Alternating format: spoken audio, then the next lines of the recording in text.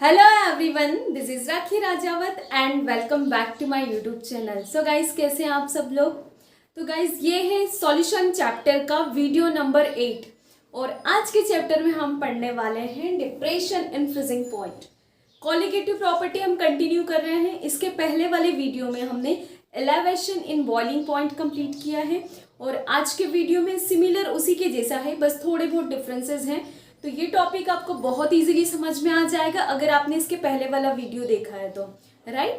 So depression in freezing point. तो video को शुरू करने से पहले अगर आप इस चैनल पर नए हैं या अभी तक आपने चैनल को सब्सक्राइब नहीं किया है तो watch the video till end if you like the video then please subscribe to my channel, and if you think this content is useful and helpful then please share with your friends. So now let's get start. Depression in freezing point की हम बात कर रहे हैं, colligative property. तो ये भी किस पर डिपेंड करेगा? Number of solute particle, right. किस पर डिपेंड करेगा? Number of solute particle, not on the number of nature of the solute, ठीक है। डिप्रेशन, अब डिप्रेशन से समझ में आता है, जैसे कुछ लोग डिप्रेशन में चले जाते हैं तो उनका जो सोचने समझने की जो कैपेसिटी होती है वो कम हो जाती है। हम ये कह सकते हैं कि कोई डिप्रेस हो जाता है किसी चीज़ को लेकर। डिप्रेशन मतलब लोअरिंग, कम हो जाना। तो किसकी वजह से होता है ये? किसकी वजह से होता है? Non volatile solute. किसकी वजह से हो रहा है ये सब? Non volatile solute. Non volatile solute, हम जितनी कॉलिगेटिव प्रॉपर्टी पढ़ रहे हैं उसमें हम जो सॉल्यूशन बनाते हैं वो उसमें जो सॉल्यूट होता है वो कैसा होता है? नॉन वोलेटाइल होता है, ठीक है। तो डिप्रेशन इन फ्रीजिंग पॉइंट मतलब फ्रीजिंग पॉइंट डिप्रेस हो जाता है, लोअर हो जाता है। किसकी वजह से? नॉन वोलेटाइल सॉल्यूट की वजह से। तो उसको क्या कहते हैं? Depression in freezing point. So first see what is the freezing point. पहले हम थोड़ा सा देखेंगे कि फ्रीजिंग पॉइंट क्या होता है। फ्रीजिंग पॉइंट, ठीक है। तो फ्रीजिंग पॉइंट, जैसा कि हमने बॉइलिंग पॉइंट देखा था वैसे ही फ्रीजिंग पॉइंट हम देखेंगे। फ्रीजिंग का मतलब होता है फ्रीज होना या जमना। लिक्विड से कोई चीज सॉलिड में कन्वर्ट होती है, हम उसको कहते हैं फ्रीजिंग। जैसे कि आप वाटर, पानी को हम फ्रीज में रखते हैं तो वो क्या हो जाता है? फ्रीज हो जाता है और क्या बन जाता है? आइस बन जाता है। मतलब लिक्विड के पार्टिकल्स जो है वो थोड़े से इधर उधर है, ठीक है। इंटरमॉलिक्यूलर स्पेस उनके बीच क्या है? ज़्यादा है। और जब वो अरेंज्ड होते हैं प्रॉपर मैनर में, मतलब सॉलिडिफाई होते हैं, ठीक है, तो अरेंज हो जाते हैं प्रॉपर मैनर में और वही स्टेट क्या होती है? उसकी फ्रीजिंग स्टेट होती है, ठीक है। तो फ्रीजिंग पॉइंट क्या होता है कि अब आप फ्रिज का टेम्परेचर, मतलब क्या होता है? फ्रिज का टेम्परेचर कम होता जाता है, ठीक है। तो हम क्या बोल सकते हैं कि the temperature at which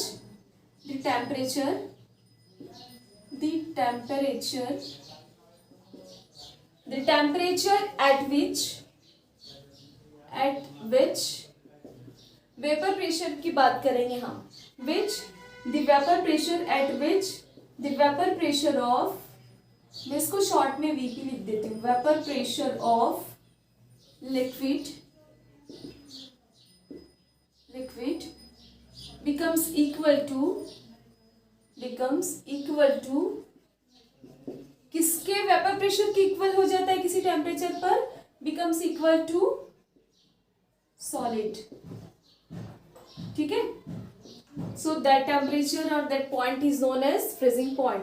The temperature at which the vapor pressure of liquid becomes equal to the vapor pressure of solid, ठीक है। मतलब लोअरिंग इन वेपर प्रेशर हमने पढ़ा था, तो हमने क्या कहा था कि जब कोई लिक्विड होता है वो बॉयल होता है तो उसकी वेपर्स बनती है और वो वेपर्स जो होती है वो किसके बराबर होती है? एटमॉस्फेरिक प्रेशर के बराबर। तो उसको हम क्या कहते हैं? वेपर प्रेशर, ये हमने पढ़ा था। अब क्या होता है कि जब फ्रीजिंग होती है, कोई चीज़ फ्रीज होती है, सॉलिडिफाई होती है, तो ऐसा टेम्परेचर, जिस पर्टिकुलर टेम्परेचर पर उस लिक्विड का जो वेपर प्रेशर है वो किसके इक्वल हो जाता है? सॉलिड के इक्वल हो जाता है। तो उसको हम क्या कहते हैं? फ्रीजिंग पॉइंट, ठीक है। और ये फ्रीजिंग पॉइंट है, इसमें डिप्रेशन हो जाता है। तो किसकी वजह से? तो अब हम देख लेते हैं depression in freezing point. Depression in freezing point, ये शॉर्ट में लिखा है मैंने अभी यहाँ पे, ठीक है। Depression in freezing point. तो फ्रीजिंग पॉइंट में डिप्रेशन किसकी वजह से हो रहा है? Non volatile solute. तो सिंपल सी बात है, इसको हम कैसे डिफाइन करेंगे? Due to non volatile solute, non volatile solute due to non-volatile solute, the decrease in temperature या decrease in freezing point of a solution or liquid is known as depression in freezing point. देखो क्या है, due to non volatile solute, आपके पास water कोई solvent है, और आपने इसमें नॉन वोलेटाइल सॉल्यूट मिक्स कर दिया, नॉन वोलेटाइल, ठीक है, जैसे कि यूरिया वगैरह ये मिक्स कर दिया। तो अब पहले तो ये फ्रीज हो जाता था 0 डिग्री सेल्सियस, है ना, लेकिन अब इसको फ्रीज होने के लिए इसका जो टेम्परेचर होता है और भी कम हो गया, उससे पहले हो रहा है, तो इसका टेम्परेचर लोअर हो गया। तो टेम्परेचर लोअर हुआ, बट किसकी वजह से लोअर हुआ? नॉन वोलेटाइल सॉल्यूट की वजह से। किसकी वजह से लोअर हुआ? नॉन वोलेटाइल सॉल्यूट की वजह से। तो उसको हम क्या कहते हैं? डिप्रेशन इन फ्रीजिंग पॉइंट, ठीक है। तो डिप्रेशन समझ में आया। फ्रीजिंग पॉइंट क्या होता है? The temperature at which the vapour pressure of that liquid becomes equal to the vapour pressure of a solid.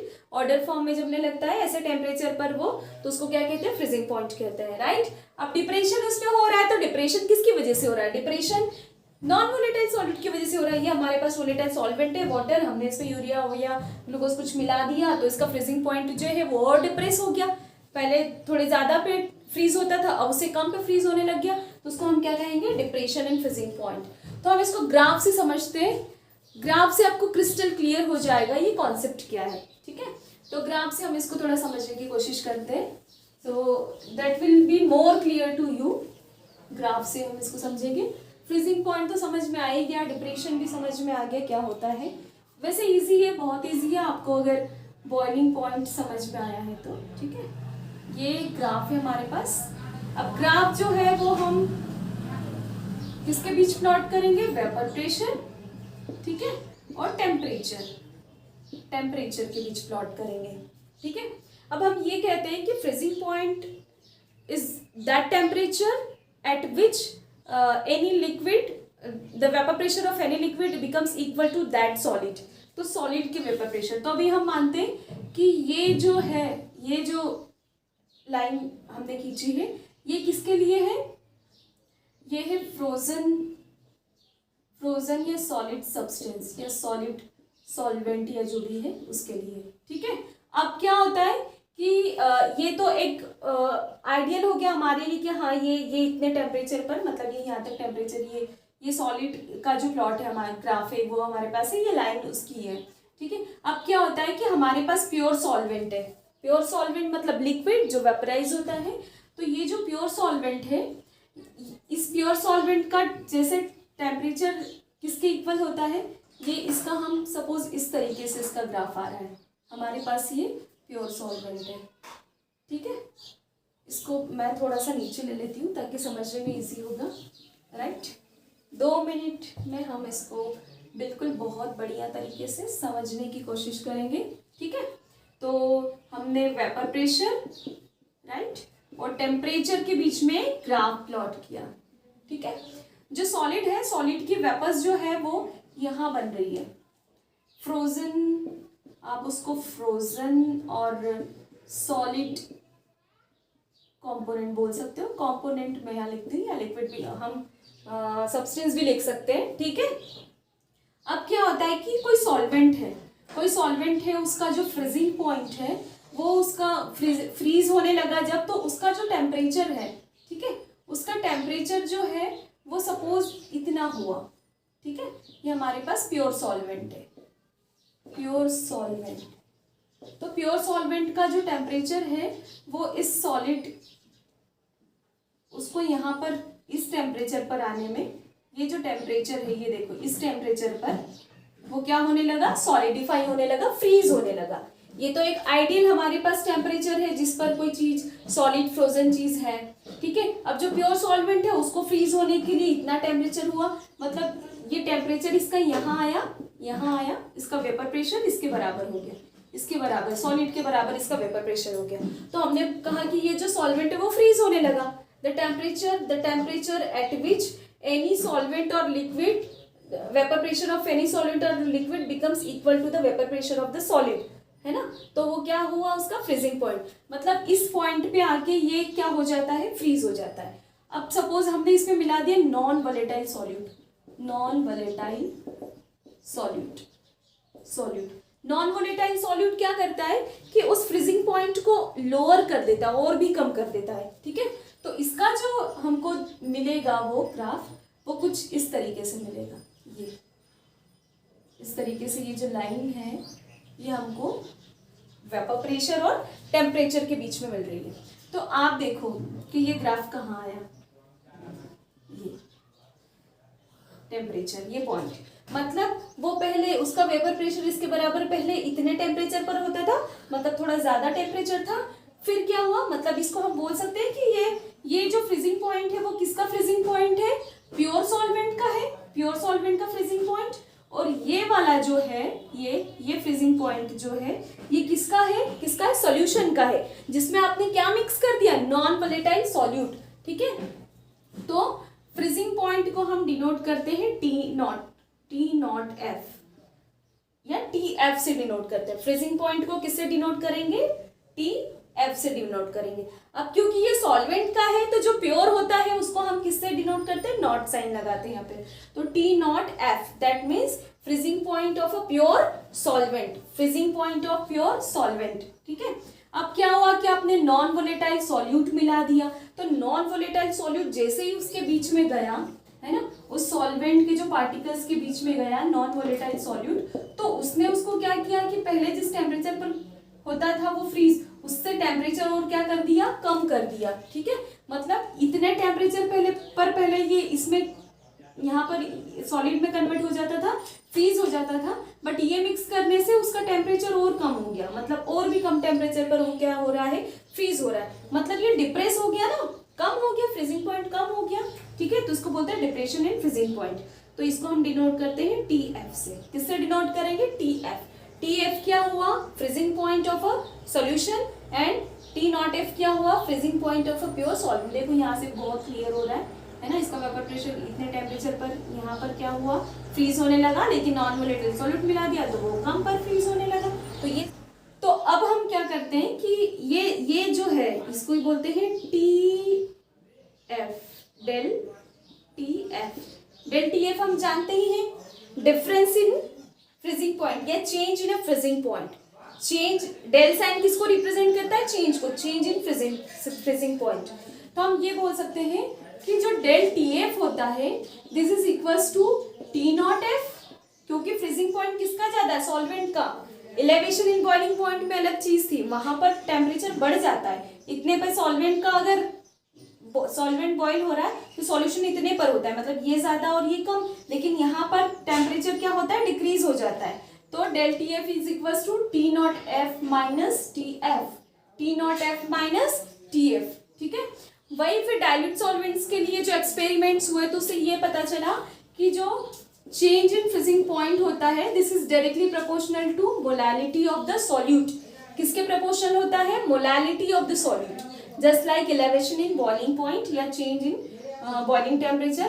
तो change in freezing point is directly proportional to the molality of the solute. क्यों, क्योंकि ये जो colligative property है किस पर depend करती है, नंबर ऑफ सॉल्यूट पार्टिकल्स पर डिपेंड करती है। तो del T F proportional to, directly proportional to molality. तो मोलैलिटी, ये प्रोपोर्शनैलिटी का साइन हटेगा तो क्या आ जाएगा, K F M. Now what is the K F, K F क्या है यहाँ पर, वही कांस्टेंट है, फ्रीजिंग पॉइंट डिप्रेशन कांस्टेंट। तो केएफ को हम क्या बोल सकते हैं, K F equals to freezing point depression constant, depression constant, freezing point depression constant, या हम इसको क्या बोल सकते हैं, molal depression constant, depression constant, या इसका एक और नाम है जो एमसीक्यू क्वेश्चन बन सकता है, क्रायोस्कोपिक कांस्टेंट, क्रायोस्कोपिक कांस्टेंट। और जो केएफ की वैल्यूज है उसका सॉलिड से कोई लेना देना नहीं है, वो किस पर डिपेंड करती है, सॉल्वेंट पर। और आपको अलग अलग सॉल्वेंट के लिए की जो केएफ वैल्यू वो फिक्स्ड होती है ना, वो एक्सपेरिमेंटल है और वो दी हुई है बुक में, ठीक है।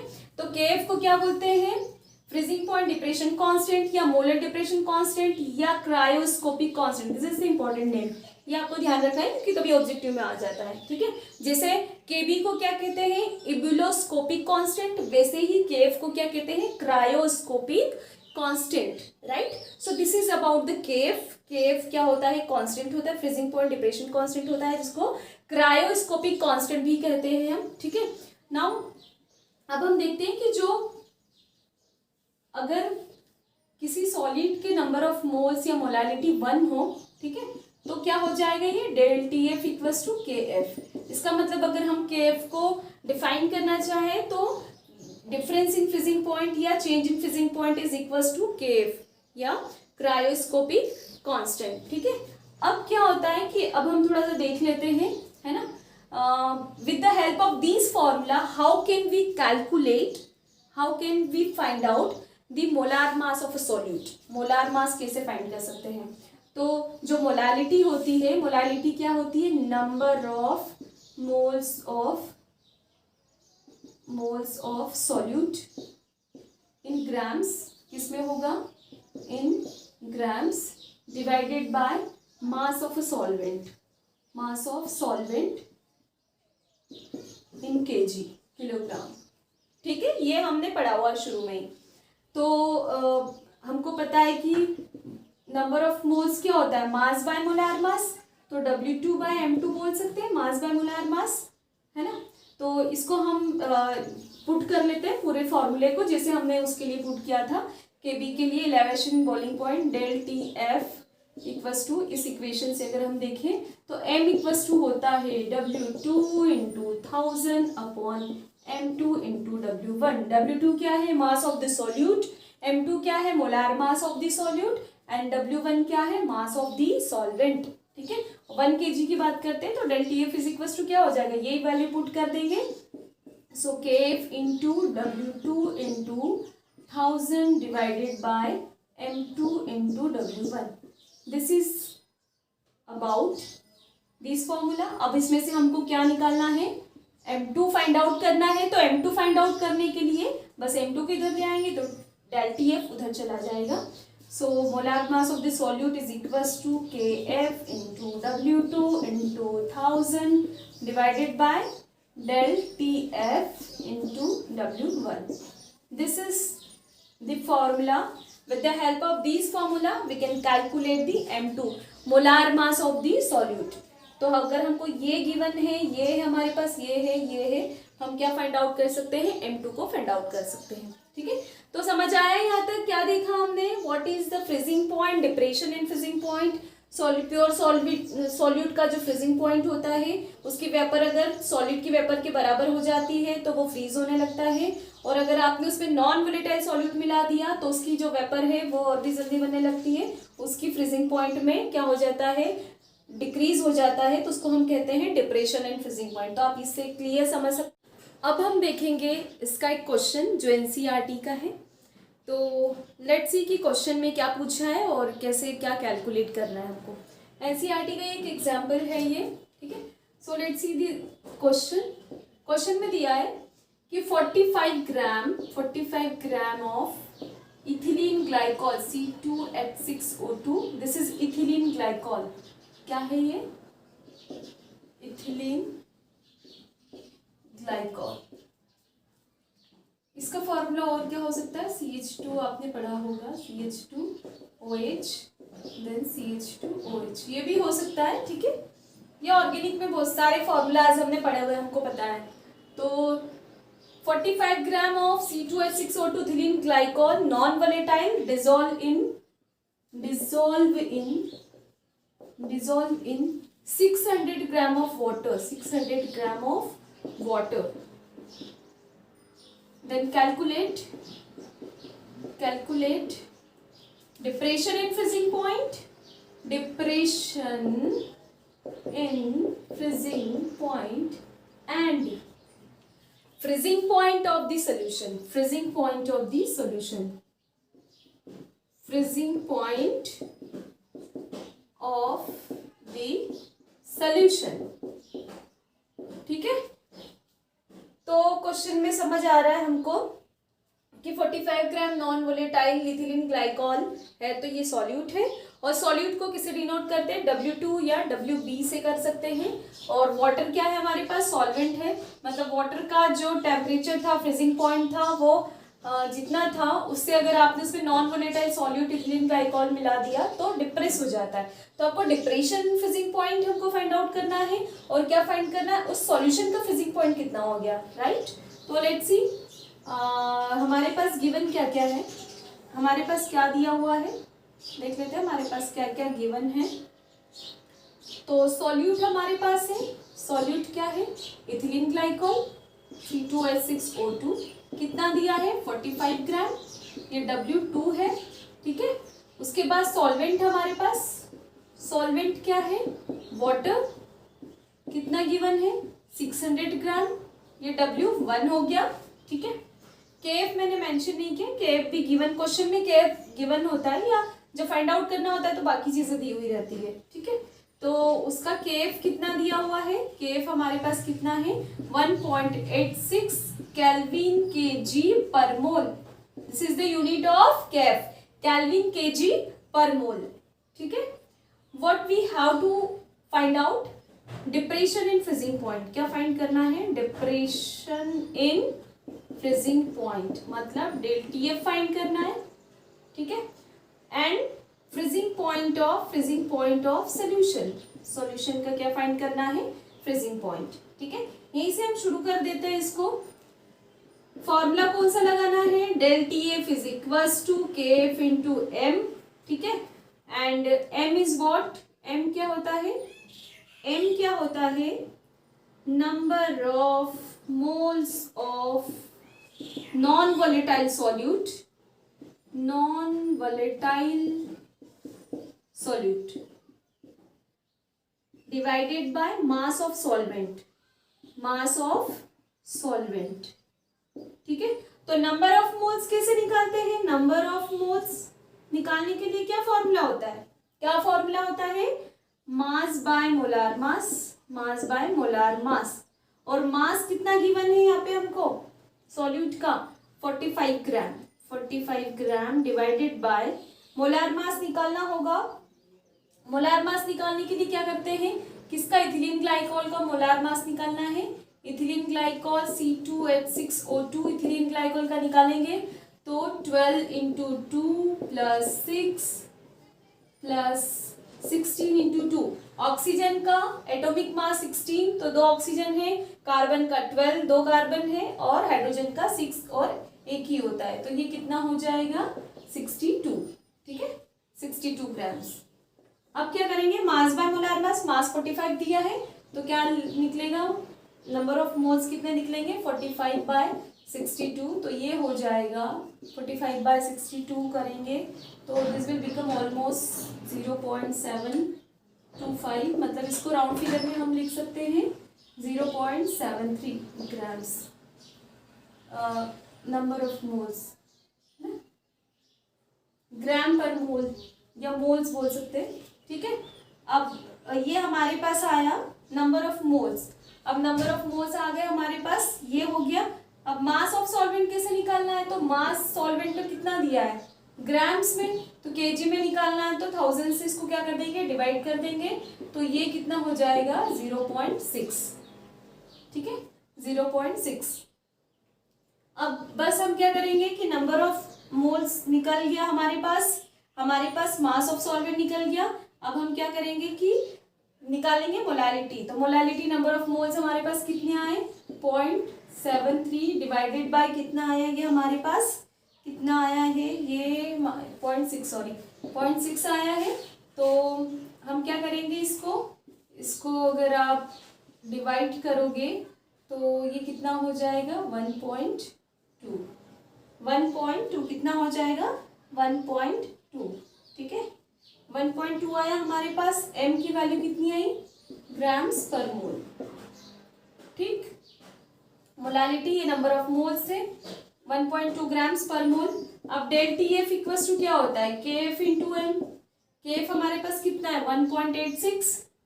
1.86 किलो केल्विन के जी पर मोल इंटू हमारे पास 1.2 ग्राम्स पर मोल।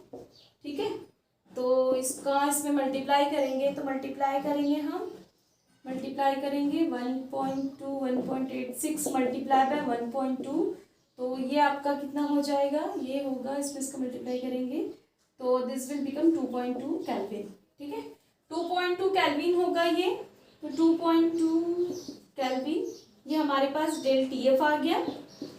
ठीक है, मतलब चेंज इन फ्रीजिंग पॉइंट कितना हुआ 2.2 केल्विन। ठीक है, इतना डिक्रीज हो गया। तो अब फ्रीजिंग पॉइंट ऑफ सॉल्यूशन देख लेते हैं। तो कितना होता है वाटर का प्योर स्टेट में, मतलब टी नॉट एफ कितना था 273.15 केल्विन। ठीक है, और टी एफ कितना आया हमारे पास 2.2, तो T naught F minus T F होता है, अगर निकालना हो तो पूरा सॉल्यूशन का, तो कितना आ जाएगा 273.15 माइनस 2.2 केल्विन। ठीक है, तो कितना आ जाएगा, ये माइनस करेंगे तो ये आएगा 270.95 केल्विन, 270.95 केल्विन। ठीक है, इतने पर क्या होने लगा, वो फ्रीज होने लगा। तो इस तरीके से हम क्या निकाल सकते हैं, हम चेंज इन फ्रीजिंग पॉइंट निकाल सकते हैं, डिप्रेशन इन फ्रीजिंग पॉइंट, और सॉल्यूशन का फिर फ्रीजिंग पॉइंट कितना हुआ हो वो निकाल सकते हैं। ठीक है, मतलब ग्राफ भी आप इससे बना सकते हो कि पहले 273.15, या हम ये कह सकते हैं 0 डिग्री सेल्सियस पर वाटर होता है जनरली, सेल्सियस की बात करें तो, और जब उसमें आपने क्या मिला दिया इथिलीन ग्लाइकॉल, तो क्या हुआ कि वो 270.95 पर ही क्या होने लगा, फ्रीज होने लगा, मतलब फ्रीजिंग पॉइंट उसका क्या हो गया, कम हो गया। सो with the help of these formulas we can find out whatever the values asked in the question में जो भी पूछा है।